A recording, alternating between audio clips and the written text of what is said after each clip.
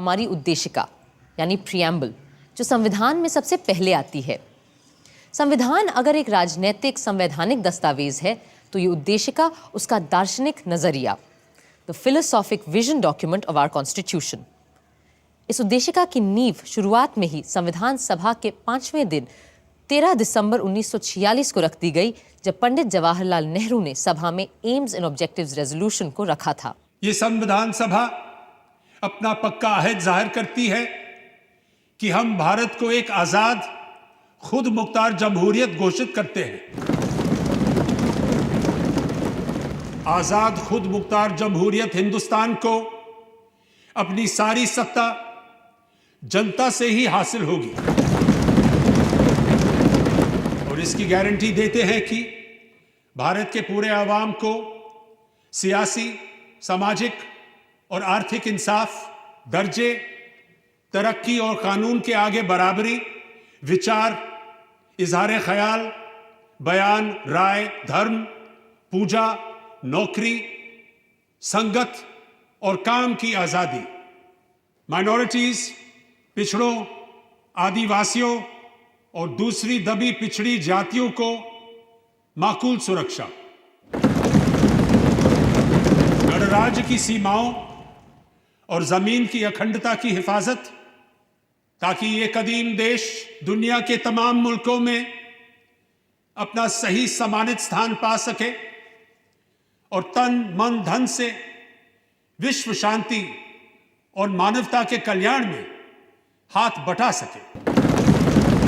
आगे संविधान सभा ने जो कुछ भी किया उसका मार्गदर्शक यही प्रस्ताव था, और जब अलग अलग कमेटियों, विद्वानों और सभा के सहयोग से पूरा संविधान बना तो मई सन 1949 में उसकी उद्देशिका भी सामने रखी गई। We the people of India, having solemnly resolved to constitute India into a sovereign democratic republic and to secure to all its citizens justice, social, economic and political, liberty of thought, expression, belief, faith and worship, equality of status and of opportunity, and to promote among them all fraternity, assuring the dignity of the individual and the unity of the nation. In our Constituent Assembly, this 26th day of November 1949, do hereby adopt, enact and give to ourselves this Constitution. उद्देशिका पर बहस शुरू हुई अक्टूबर 1949 में, जब बाकी संविधान को सोचने, बनाने और लिखने का काम लगभग पूरा हो रहा था।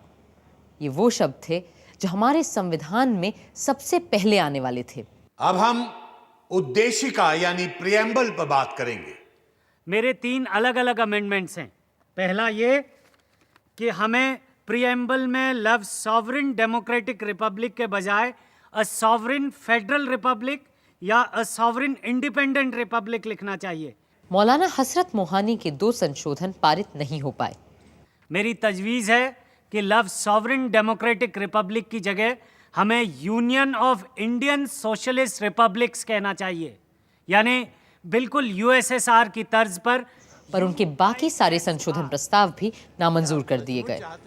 मगर दूसरे सदस्य भी आसानी से मानने वाले कहाँ थे, खास करके श्री HV कामत, जो हमारी उद्देशिका में भगवान को ले आना चाहते थे। भगवान के अलावा महात्मा गांधी का भी मुद्दा था, जो अपने भक्तों के लिए किसी भगवान से कम नहीं थे। बात सिर्फ ईश्वर या बापू के नाम की ही नहीं थी।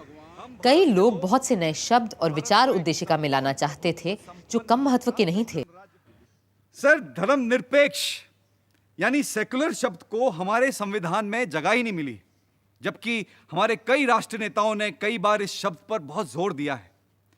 मैं कहता हूं कि हमें इस शब्द को अपने प्रीएम्बल में शामिल कर देना चाहिए, क्योंकि इससे माइनॉरिटीज के दिल को संबल मिलेगा और साथ ही में वो जो लोफरगिरी हमारे पॉलिटिक्स में घुस आई है वो भी थोड़ी कम हो जाएगी। सर, मैं एक और शब्द पर जोर डालना चाहूंगा और वो है समाजवाद। सोशलिज्म। मेरा पक्का विश्वास है कि भारत का भविष्य समाजवाद में ही है और मुझे समाजवादी समाज में पूरा यकीन है। 25 साल बाद उनके सुझाए दोनों शब्द समाजवादी और पंथ निरपेक्ष यानी सोशलिस्ट एंड सेक्युलर उद्देशिका में आ ही गए। उधर श्रीमती पूर्णिमा बैनर्जी ने कई महत्वपूर्ण नुक्ते सामने रखे। Sir, I feel that the preamble forms one of the most important parts of the Constitution. It lays down the goals to which we are striving and stands as a charter of our freedom and a measure of our success or failure. I do not think that we should be content with considering the masses of our people as sovereign just because once they go to the polls every 5 years, their sovereignty is secure. I feel that in the preamble, mention of that sovereignty should be made. अगले वक्ता थे गांधी जी के समाजवादी शिष्य आचार्य जेबी कृपलानी, जो Congress party में पंडित नेहरू और सरदार पटेल दोनों से अलग विचार रखते थे। मिस्टर प्रेसिडेंट, हालांकि इस प्रियम्बल पर बहस शुरू की ही बैठकों में होना ज्यादा सही होता, क्योंकि यह संविधान की तमहीद है। इस तरह हमें प्रियम्बल सतर्क कर पाता कि कहीं हम इसके बुनियादी उसूलों से हट तो नहीं रहे हैं। ये उसूल वैसे तो कानूनी या संवैधानिक उसूल नहीं हैं, बल्कि आत्मिक और सैद्धांतिक हैं। अब जमहूरियत या जनतंत्र को ही ले लीजिए। जनतंत्र एक इशारा है इंसान की बराबरी का, भाईचारे का। सियासी रूप से आज हम एक जमहूरियत हैं, लेकिन आर्थिक रूप से हम ऐसे अलग अलग वर्गों में बंटे हुए हैं जिनकी सीमाओं को लांघना नामुमकिन सा हो जाता है। मेरा भी यही मानना है कि लोकतंत्र में जाति प्रथा का कोई स्थान हो ही नहीं सकता। लिहाजा हमें जात पात और वर्ग वर्ण को खत्म करना ही होगा, वरना हम कभी जनतंत्र की शपथ नहीं उठा पाएंगे। I shall now ask Dr. Ambedkar to reply. Sir, the point in the amendment which is supposed to make it different from the preamble drafted by the drafting committee lies in the addition of the words, "the people from whom is derived all power and authority." So why don't you accept it? Those members of the House who are worried should not separate the other parts of the amendment from the closing words. We, the people of India, in our Constituent Assembly, this day, do hereby adopt, enact, and give to ourselves this Constitution. Reading it in that fashion. महोदय, कौन सी जनता? भारत की जनता? उनका तो सवाल ही नहीं उठता। यहां केवल संविधान सभा के सदस्यों की बात हो सकती है। I would like the honorable members to consider a portion of preamble of the Constitution of the United States. We, the people of United States, do ordain and establish this Constitution for the United States of America. As most members know, that Constitution was represented by a very small body. So I do not understand, unless a man was absolutely pedantic, that a body of people, 292 in number, representing this vast continent in their representative capacity, can't say that they are acting in the name of the people of this country? Does this preamble embody the desire of the House that this Constitution should have its root, its authority, its sovereignty from the people? It certainly does. Therefore, I am not willing to accept the amendment. और इस तरह doctor Ambedkar के नेतृत्व में काम कर रही drafting committee का बनाया प्रियम्बल पास हो गया और हमारे संविधान का हिस्सा बन गया।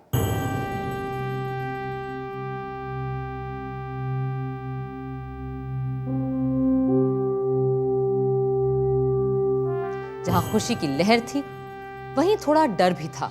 President, sir, coming as I do from a community that has produced Dr. Ambedkar, I feel proud that his capacity has been recognized now.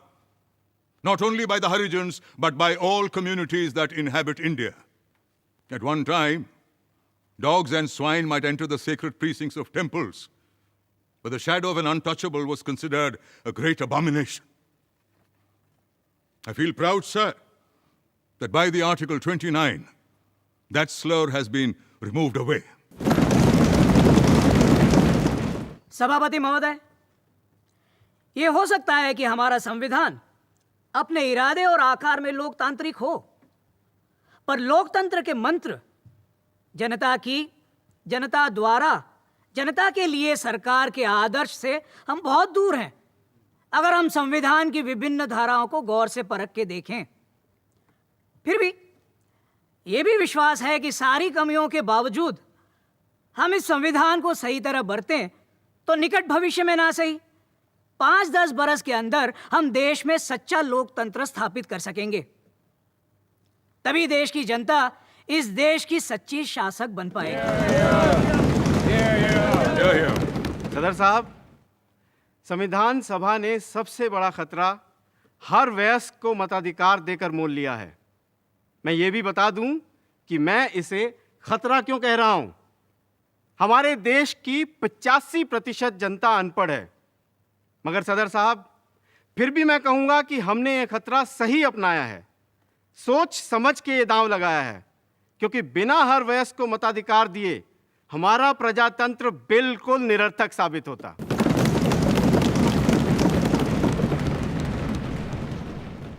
Mr. President, sir, so far as this Constitution is concerned, the greatest wonder is that we have finished it. I should submit that the Constitution is so badly drafted that it will be a lawyer's paradise. Shri Brajeshwar प्रसाद ने तो संविधान का विरोध करने का एक अलग तरीका ही इजाद किया। मिस्टर प्रेसिडेंट, सर, मैं इस कॉन्स्टिट्यूशन को अपना कंडीशनल और आधा अधूरा पूर्ण समर्थन देने के लिए खड़ा हुआ हूं। यदि इसमें हिंदी भाषा और अस्पृश्यता उन्मूलन जैसी चीजें ना होती तो मैं इसका समर्थन कर ही नहीं सकता था। मैं केवल इस बात के लिए संविधान का समर्थन करता हूं कि ये यूनिटरी है, पर फेडरलिज्म, सूबों की एनाटॉमी, पार्लियामेंटरिज्म, एडल्ट फ्रेंचाइज और फंडामेंटलाइज का मैं घोर विरोधी हूं। महोदय, मेरी ऑनरेबल मेंबर से यह अपील है कि वो अपनी बात जरा धीरे धीरे कहें। तूफान महल की तरह दौड़ दौड़ मत जा। जी, मैं धीरे धीरे ही बोलता, अगर सदर साहब मुझे अपनी बात कहने का थोड़ा और वक्त देते। खैर, हमारा संविधान सोचने, बनाने और लिखने में सबसे बड़ा हाथ बटाने वाले डॉक्टर भीमराव अंबेडकर संविधान सभा के आखिरी ऐतिहासिक वक्ता के रूप में खड़े हुए। I came into the Constituent Assembly with no greater aspiration than to safeguard the interests of the scheduled castes. I had not the remotest idea that I would be called upon to undertake more responsible functions. The credit that is given to me does not really belong to me. It belongs partly to Sir Benegal Narsingh Rao, the constitutional advisor to the Constituent Assembly, who prepared a rough draft of the Constitution. Much greater share must go to Mr. S.N. Mukherjee, the chief draftsman of the Constitution. On the 26th January 1950, India would be a democratic nation, in the sense that India from that day would have a government of the people, by the people, and for the people.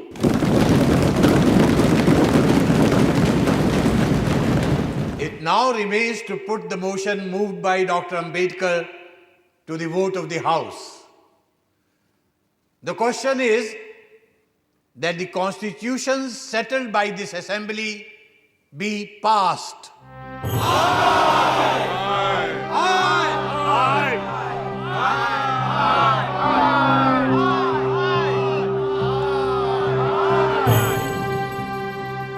The motion is adopted.